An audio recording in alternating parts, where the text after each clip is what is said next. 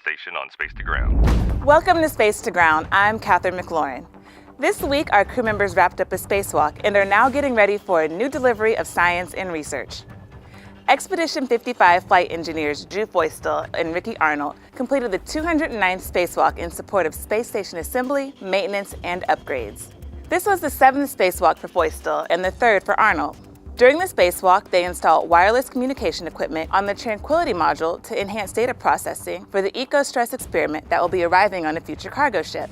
This experiment will measure the temperature of plants on Earth to better understand how much water plants need and how the plants respond to stress. The crew members also replaced the pan-tilt mechanism for a camera on the outside of the station and removed aging hoses from the cooling component on the station's truss. Now that the spacewalk is completed, station residents are getting ready for next week's special delivery from SpaceX. On Monday, April 2nd, SpaceX will launch its 14th cargo resupply mission to the ISS. The SpaceX Dragon is packed with almost 5,800 pounds of research, crew supplies, and hardware.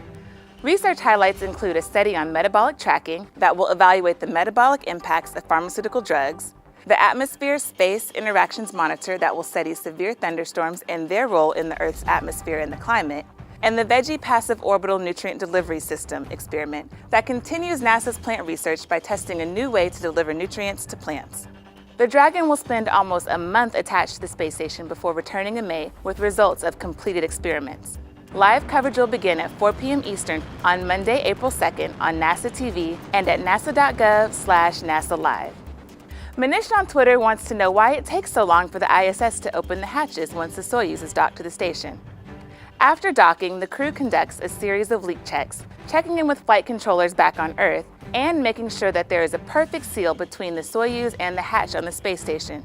The process takes about 2 hours to complete. During this time, the crew can get out of their launch and entry suits and get ready to move inside station. Keep sending us in questions using the hashtag #SpaceToGround, and we'll see you next week.